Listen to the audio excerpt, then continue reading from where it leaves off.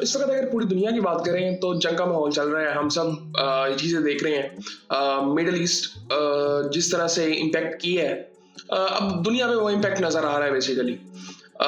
लेकिन अब ये बात नहीं हो रही कि इज़राइल कितने अटैक कर रहा है ईरान पे या ईरान कितने अटैक कर रहा है इज़राइल पे। अब डिस्कशन कुछ और है।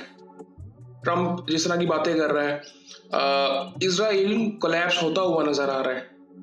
क्योंकि इज़राइल और ट्रम्प ने सोचा था कि यार इनको 2 दिन में फारिग कर देंगे बेसिकली। उनको आदत ये है। वो समझ रहे थे कि ये वेनेजुएला है, जाएंगे, उठाएंगे या ख़त्म करेंगे। बस 2 दिन का काम है। 5 हफ्ते होने को आ रहे हैं और ये जंग चलती जा रही है। और ईरान जिस तरह से रेडी है चीज़ों के लिए, वो आगे चलती भी रहेंगे। मतलब वो लंबी एक जंग लड़ने के लिए बिल्कुल तैयार है। और वो जिस तरह से वो बात कर रहे हैं ना कि जो ट्रूप्स उतारेंगे जी ईरान के अंदर, यूएस की तरफ से, इजराइल की तरफ से, बहुत बहुत गंदा हो जाएगा यूएस। सो खैर इसके बारे में तो बात करेंगे और ये हम सब समझ भी रहे हैं। लेकिन यहाँ पे ना बड़ी इंपॉर्टेंट चीज़ है एक, पाकिस्तान का यहाँ पे एक बड़ा इंपॉर्टेंट रोल आ रहा था। इंडिया में प्रोपेगेंडा शुरू हो जाता है डिफरेंट तरीकों से। उनके पॉलिटिशियंस कुछ डिफरेंट तरीके से पाकिस्तान को देख रहे होते हैं। उनका मीडिया वो एक अलग तरह से देख रहा होता है। वो एक अलग ही दुनिया चल रही होती है। सो इजराइल की 3rd क्लास कॉपी अगर आपने देखनी है तो वो यहाँ पे हो रहा होता है बेसिकली। सो सेंसरशिप इजराइल में तो बहुत ज़्यादा है, लेकिन अब वहाँ से चीज़ें निकल के आ रही हैं कि लोग अब वहाँ पे तंग हो रहे हैं। अभी मैंने एक वीडियो देखा कि एक यंग लड़की थी, व्हील चेयर पे थी, उसको बंकर में जाने नहीं दिया जा रहा क्योंकि जगह ही नहीं थी। एक लड़की व्हील चेयर पे थी। ये इनके माइंडसेट है बेसिकली। और यहां से आप अंदाजा लगाएं कि बंकर्स की हालत क्या हुई पड़ी होगी अगर उनमें जगह नहीं है। और वहां पे वो सायरन्स नहीं बज रहे अब इस वक्त। और ये बहुत टाइम से हम सुन रहे हैं कि उनका जो डिफेंस सिस्टम है वो कोलैप्स कर गया था बहुत टाइम पहले। और अब वो सोसाइटी कोलैप्स करती हुई नजर आ रही है बेसिकली। और काफ़ी ऐसी चीज़ें खुल रही हैं जो कि मुझे लगता है कि आने वाले टाइम में बहुत ज़्यादा इंटरेस्टिंग हो जाएंगी। लेकिन हम इस वक्त जो जा रहे हैं वो एक नए वर्ल्ड ऑर्डर की तरफ जा रहे हैं, जिसके बारे में हमने थोड़ी बहुत बात की थी पहले। लेकिन अभी फिलहाल ना मैं ट्रम्प को थोड़ा सा डिस्कस करना चाहता हूँ। अभी वो मुंह उठा के प्रेस कॉन्फ्रेंस करता रहता है और मीडिया के सामने वो आता है तो वो समझता है, मैं समझता था कि ये इंडियंस को आदत है बेसिकली कि इनके ऊपर जो इन्फ्लुएंस है बॉलीवुड का वो सिर्फ इनके ऊपर है। लेकिन हॉलीवुड में भी ऐसा है। और ट्रम्प जिस तरह से आके वो बात करता है वो ऐसा लगता है कि इनके ऊपर भी बहुत ज़्यादा इन्फ्लुएंस है हॉलीवुड का। अब यहाँ पे अगर मैं थोड़ी सी बात करूँ ना, इस मीडिया के सामने ये आ जाता है और एक अलग इंसान बन जाता है। पहले इसने कहा कि मुझे ना ईरान की तरफ से ना एक गिफ्ट मिला है। अच्छा जी, तो हमने कहा अजीब सा इंसान है, अजीब सी बातें करता है, तो सीरियस लेने की इसको कोई ज़रूरत नहीं है। ईरान की तरफ से इसको कोई गिफ्ट मिला है।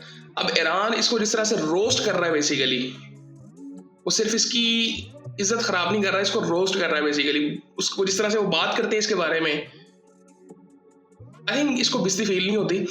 लेकिन दूसरी चीज़ ये है कि वो जो ये गिफ्ट की बात कर रहा था, इसका कहना ये है कि पाकिस्तान ने इसकी हेल्प की है स्ट्रेट ऑफ हार्मुज से 10 बहरी जहाज निकालने में।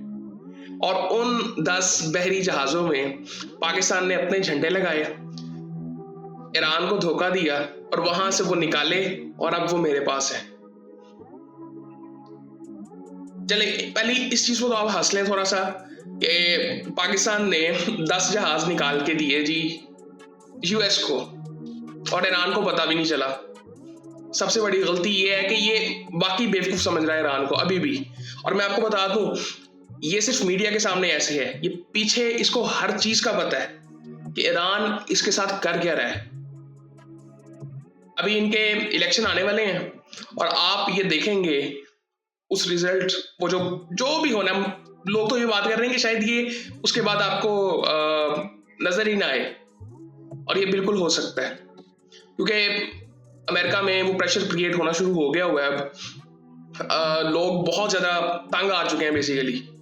सिर्फ ये ट्रम्प से नहीं, वो इजराइल से बहुत ज्यादा तंग आ गए हैं। ये करता गया हमारे साथ। मैं लोगों को सुन रहा हूँ, वो इतने हैरान है कि वो खुद बता रहे हैं कि हम लोग, हमारी अप्रोच क्या होती है जब इजराइल हमें खींच लेता है किसी मसले में।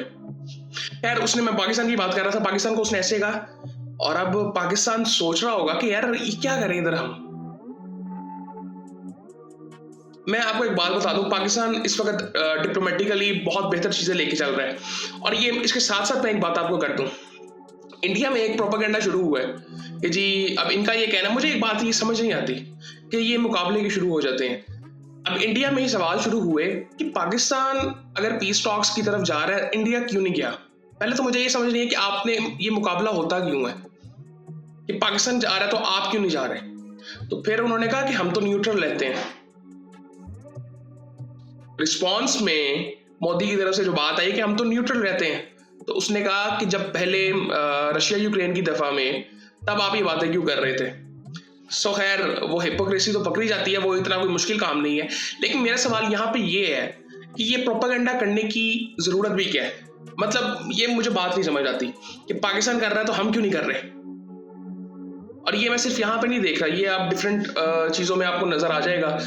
मैं क्रिप्टो की बात कर रहा था, क्रिप्टो में पाकिस्तान में कुछ थोड़ी बहुत चीज़ें हुई थी, उसमें भी जो रिस्पॉन्स इंडिया की तरफ से आया अजीब सा था। और मुझे ये माइंडसेट बिल्कुल समझ नहीं आता कि ये अप्रोच भी अगर हो किसी की तो वो क्या ठीक भी है कि नहीं है। सो वो एक अलग डिस्कशन है। सो ये माइंडसेट इनका बिल्कुल सिमिलर है। मैं वही बात कर रहा हूँ कि आपने इजराइलियों को देखा है पिछले कुछ 2-3 सालों में, आप देखें ना, पहले इंडिया जिस तरह से एक्सपोज हुआ और अब इजराइल एक्सपोज हो रहा है, और दुनिया में चीजें इतनी चेंज हो रही हैं। ये जो हम वर्ल्ड ऑर्डर की बात कर रहे थे, वो ऐसे चेंज होना था ये किसी ने सोचा नहीं था बेसिकली, और इतनी जल्दी होना था ये भी नहीं सोचा था। लेकिन होता ऐसे ही है। आप वर्ल्ड वॉर 2 को देख लें, आप वर्ल्ड वॉर 1 को देख लें, उस वक्त क्या हुआ था, ये सेम सिचुएशन थी। प्लेयर बदल गया था, पहले ब्रिटिश थे, फिर अमेरिकन आए वर्ल्ड वॉर 2 में, आज वहां पे चाइना खड़ा हुआ है। और आने वाले टाइम में आप देखेंगे कि चाइना, रशिया, अमेरिका भी होगा, इतनी जल्दी तो नहीं है नीचे आएंगे, ये 3 इकट्ठे लेके चलेंगे। लेकिन सिर्फ अमेरिका नहीं होगा, वो सुपर पावर वाली बात अब चली गई है। लेकिन ये बहुत हैरानगी की बात है, और पाकिस्तान को यहाँ पे बहुत ज्यादा ना अलर्ट रहना चाहिए कि इसको डील कैसे करना है ट्रम्प को। अच्छा, ये हुआ ये, आपने अगर हामिद मीर साहब की अभी रिसेंट एक वीडियो आई है, उसमें उन्होंने ये बात की है कि कॉन्स्पिरेसी, पाकिस्तान के खिलाफ बहुत कुछ किया जाएगा, और आने वाले टाइम में जब ये जंग खत्म होगी बहुत से राजों से पर्दा उठेगा। और उन्होंने कुछ बात की कि इंडिया में ये चीजें शुरू हो गई हैं, इजराइल में भी हो गई हैं। लेकिन मैं समझता हूँ कि ये ट्रंप जो हरकतें कर रहा है ये बड़ी अजीब सी हैं। मतलब ट्रंप का कहना है कि पाकिस्तान ने उसको 10 जहाज निकाल के दिए हैं, ये पॉसिबल भी है? मतलब क्या सिर्फ झंडा? सीरियसली, ये बहुत बेवकूफ इंसान है, निहायत मेरी सोच से ज्यादा बेवकूफ इंसान है। खैर, पहले तो ये मुझे लगता है कि वो बिल्कुल ना बुखला गया हुआ है ट्रम्प। बेसिकली वो एप्स्टीन फाइल्स का, वो इसके दिमाग पे वो चीजें असर कर रही हैं। जब आपके देखें इसके साथ वो वॉर मिनिस्टर जो इनका है वो बैठा होता है, इसकी हालत देखा करें आप उस वक्त। ये बॉडी लैंग्वेज से सब कुछ पता चल जाता है ना, और इनका कॉन्फिडेंस तो नेक्स्ट लेवल पे वैसे ही होता है। सो वहां पे जब ये बैठा होता है तो इसका कॉन्फिडेंस हमें पता चल जाता है। सो अब नेतन्याहू की बात करें तो इजराइल बेसिकली कोलैप्स कर रहा है। आईडीएफ का जो आर्मी चीफ है बेसिकली, वो उसने अभी आई थिंक बात की है कि आने वाले टाइम में आप देखेंगे कि आईडीएफ कोलैप्स कर जाएगा। और इजराइल की भी अगर आप बात करें तो जितनी सेंसरशिप है उधर, बहुत ज्यादा हालात खराब है, बहुत ज्यादा हालात खराब है। और ये होना ही था बेसिकली, क्योंकि आपको ये देखना पड़ेगा, ये चीजें बड़ी इंपॉर्टेंट होती हैं। मैं हमेशा बात करता हूँ, एक बड़ी पॉपुलेशन और एक लैंड एरिया अगर जिस कंट्री के पास जाता है, वो कभी भी आप उसको सोच नहीं सकते कि हम मतलब वो कंट्री पीछे रह सकता है किसी ना किसी तरह से भी। पाकिस्तान के बारे में लोग इस तरह सोचते थे, एक दुनिया का एक पॉइंट ऑफ व्यू था। उसके बाद ईरान के बारे में ये पॉसिबल नहीं है ये चीजें। और दूसरी फिर चीज, वहां के लोगों का माइंडसेट समझने की जरूरत है, जो कि मैं समझता हूँ कि गलती की जाती है। ये वेस्टर्न कंट्रीज तो बिल्कुल करते हैं, लेकिन आपने रिसेंटली देखा था कि इंडिया की जो अंडरस्टैंडिंग पाकिस्तान को लेके है ना, वो कोई इतनी ठीक नहीं है, वो उस जगह पे ठीक नहीं है। मतलब हमें पाकिस्तानियों को, एज अ पाकिस्तानी में अगर बात करूं, हमारे यहाँ पे ना इंडिया इतना डिस्कस होता नहीं है। हमारे यहाँ पे कोई पॉलिटिशियंस इंडिया के नाम पे वोट नहीं लेता, क्योंकि उसको पता मिलेगा ही नहीं। और फिर दूसरी चीज़ ये है कि हमारा माइंडसेट ये वाला नहीं है कि हमने किसी को हराना है या किसी से आगे निकलना है। मतलब हम खुद को बेहतर करने की कोशिश करते हैं, बट ये माइंडसेट ऐसा नहीं है कि किसी को हराना लाजमी है, जीतने के लिए किसी को हराना लाजमी, ये अप्रोच नहीं है।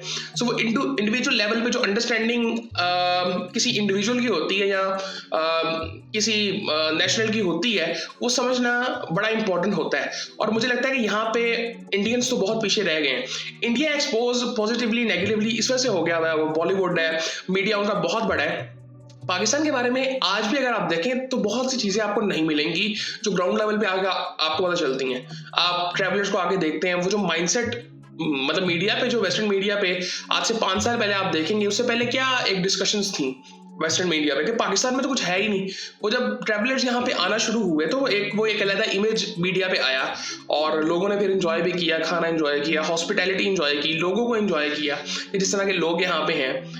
तो फिर वो एक कंपैरिजन वहां पे भी एक शुरू हो गया पाकिस्तान इंडिया का। सो वो एक पाकिस्तान भी किसी हद तक एक्सपोज हुआ और अभी तक अल्लाह का शुक्र है कि पॉजिटिवली एक्सपोज हुआ।